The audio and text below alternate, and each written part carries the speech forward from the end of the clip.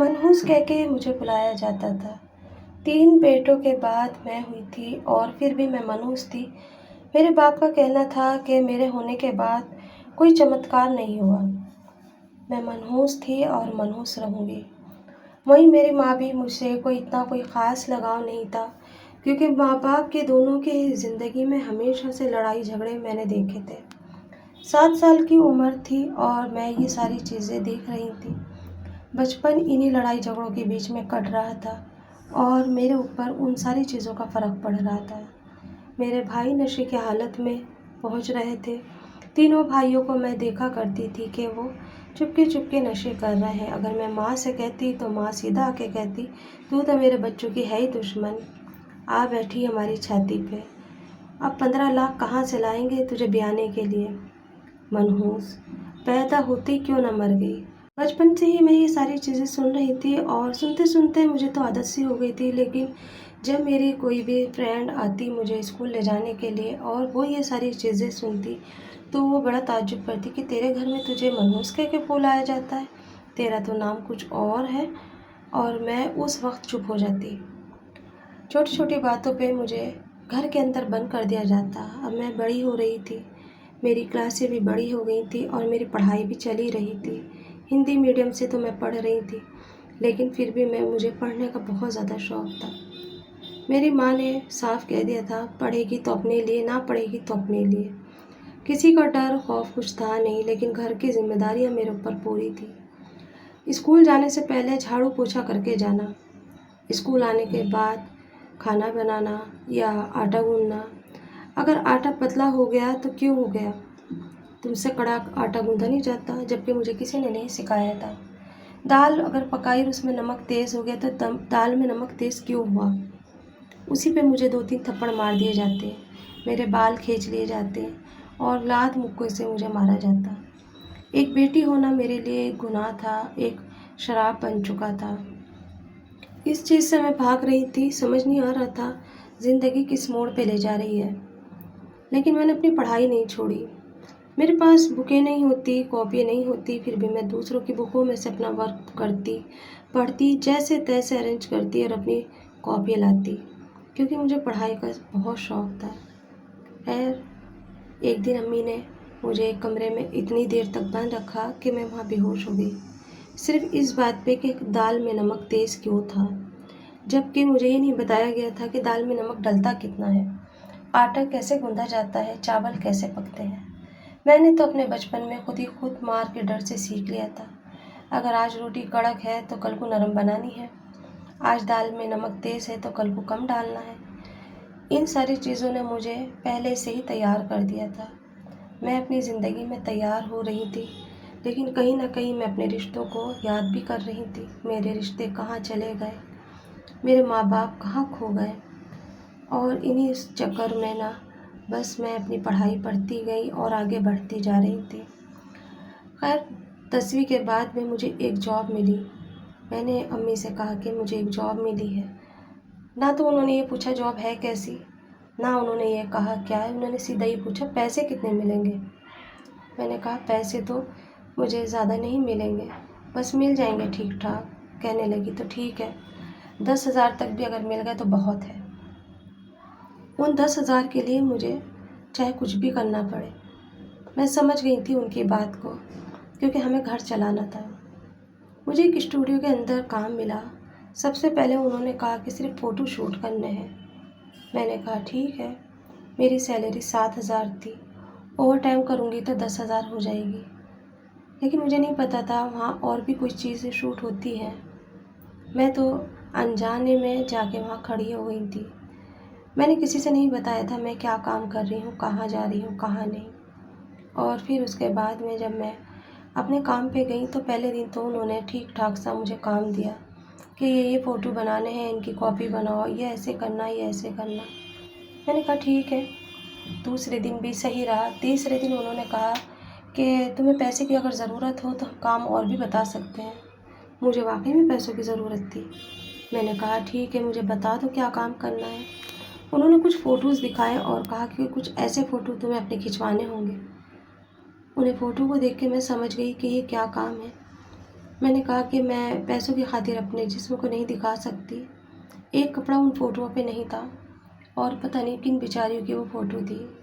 उन्होंने एक फ़ोटो की कीमत मुझे 2000 बताई। एक फ़ोटो की कीमत 2000 है। दिन में अगर तुमने 5 फ़ोटो खिंचवाए तो 5 फ़ोटो हमारी मर्ज़ी से खींचेंगे और तुम्हें 10,000 रुपये दिए जाएंगे। मेरा ईमान वहीं पर डगमगा गया और मैंने हाँ कर दी, क्योंकि मुझे पैसों की सख्त ज़रूरत थी। मेरा घर बहुत बुरी तरीके से चल रहा था। मेरे माँ बाप बहुत ज़्यादा परेशान थे। आज जिनके लिए मैं अपनी इज़्ज़त का सौदा करने जा रही थी, मुझे नहीं पता था कल को वही मुझे छोड़ देंगे। मैंने पहले दिन बहुत शर्माते शर्माते अपने फ़ोटो खिंचवाए। बहुत शर्म आ रही थी, डर लग रहा था, लेकिन पैसों की लालच में मुझे कुछ नहीं दिख रहा था। 2 फ़ोटो खिंचवाए, 4000 रुपये हाथ में आ गए और मैं जब तक अंदर थी, जब तक डरती रही। उन्होंने मेरे साथ कुछ भी ऐसा वैसा कुछ नहीं करा, लेकिन हाँ, जब एक बार कपड़े उतर जाते तो शर्म भी उतर ही जाती है। उस दिन मैं घबराई, घर पर आई। मुझे कुछ नहीं अच्छा लग रहा था। मैं बहुत परेशान थी। कभी माँ की तरफ देख रही थी, कभी भाइयों की तरफ देख रही थी और कभी उन पैसों की तरफ देख रही थी जो आज मेरी ज़रूरत बन गए थे। मैंने अम्मी के हाथ में पैसे दिए। अम्मी बड़ी खुश हुई, कहने लगी बड़ी जल्दी सैलरी मिल गई और बस प्यार करा। पहला प्यार था वो शायद। अगले दिन मैंने सोच लिया कि मैं ये काम नहीं करूँगी, क्योंकि इन पैसों में वो बात नहीं जो होनी चाहिए। मैंने अम्मी से डरते डरते कहा कि अम्मी, अगर कोई मुझसे ऐसा काम करवाए तो क्या मैं कर सकती हूँ? कहने लगी इसमें कोई गलत बात थोड़ी ना है, पैसे तो कमाने हैं, पैसे तुम तो घर के हालात देख ही रही हो। और मैं अम्मी का मुंह देखती रह गई कि आखिर ऐसे कैसे कोई माँ कह सकती है। अपनी बेटी की इज्जत को कोई भी नहीं ख़राब कर सकता, पर मेरी माँ थी ऐसी, क्योंकि उन्हें खुद पे ये लगता था कि मैंने एक बेटी को पैदा करके बहुत बड़ा गुनाह करा है और बस मैं उस आग में कूद गई। उनकी बातें मुझे कहीं ना कहीं ले डूबी समझो। मैंने जब देखा कि अम्मी को ही नहीं फ़र्क पड़ता, भाइयों पे नहीं फ़र्क पड़ा, तो मैं क्या करूँ। मैंने अपने जिस्म की नुमाइश कराई और अपने पैसे जमा करे। मैं अब 5 से 10,000 रुपये कर लिया करती दिन में। वो अब मुझसे गलत तरीके की भी फ़ोटो खिंचवाने लगे, मैं वो भी खिंचवाने लगी और इस तरह से मैं उस दलदल में घुसती चली गई, जहाँ जहरीली आग ने मुझे खा लिया, जहाँ पैसे ने मुझे खो दिया। सारे रिश्ते पैसे आते ही पास में आने लगे और जैसे ही मुझे बीमारी लगी, सारे रिश्ते मुझे से दूर जाने लगे। वक्त ने इतनी जल्दी पलटा मारा कि हाथों हाथ ही कहते न जवाब दे देता है वक्त। जिनके लिए मैंने घर बनवा के दिया, 5 साल मेहनत करी और 5 साल में मैंने अपने घर में खुद का घर करवाया, 4 व्हीलर ली, माँ बाप के हालत सुधर गए, भाइयों में ठाट आ गए, वहीं कहीं ना कहीं मुझे बड़ी बीमारी लग गई और वो भी ऐसी जगह जहाँ कोई इलाज ही नहीं। जब मुझे बुखार होने लगा, चक्कर आने लगे, एक दिन मैंने माँ से कहा अम्मी, मेरी तबीयत कुछ बिगड़ी बिगड़ी सी रहती है, मुझे बुखार रहने लगा है, हर वक्त चक्कर आते हैं, मेरे बाल भी उतर रहे हैं। तो मेरा चेकअप डॉक्टर ने लिख के दिया और जैसे ही डॉक्टर ने मेरा चेकअप करा और ये चीज़ बताई, सबके मुंह खुले के खुले रह गए। सबको मेरे मरने का दुख नहीं था, सबको ये दुख था अब कौन कमाएगा। जो बेटी मनहूस थी, जो काली थी, जिसे कोई साथ ले जाना भी पसंद नहीं करता था, आज वो उनकी एटीएम बन चुकी थी। एटीएम मशीन अब ख़त्म हो जाएगी, चेक फटने ही बंद हो जाएंगे, सैलरी आनी बंद हो जाएगी। अब हमारा क्या होगा। अब माँ मेरे भाइयों को कोसने लगी और कहने लगी काश ये भी लड़की होते तो घर के अंदर छनाछनी होती पैसों की। मेरे माँ बाप सिर्फ पैसों के भूखे थे। बाप ने कभी नहीं कहा कि तू जिस्म फरोशी करने लगी, ये पैसा कहाँ से आ रहा है। ठाठ से वो रहने लगे, घर में झूले लगाए गए, नौकर चाकर रखे गए। मैं धीरे धीरे मौत के आगोश में जाती चली गई।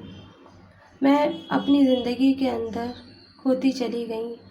मैंने ज़िंदगी में किसी चीज़ का सुख नहीं देखा और वक्त ने मेरे साथ ये चीज़ करी।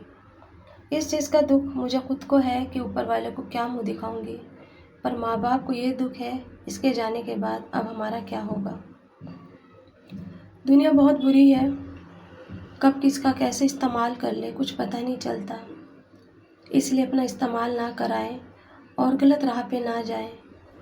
आज मेरे साथ कोई भी नहीं है सिवाय मौत के, और मैं उसका इंतज़ार कर रही हूँ। उस दवा बीमारी से जूझ रही हूँ, उन दवाइयों से अलकसा गई हूँ।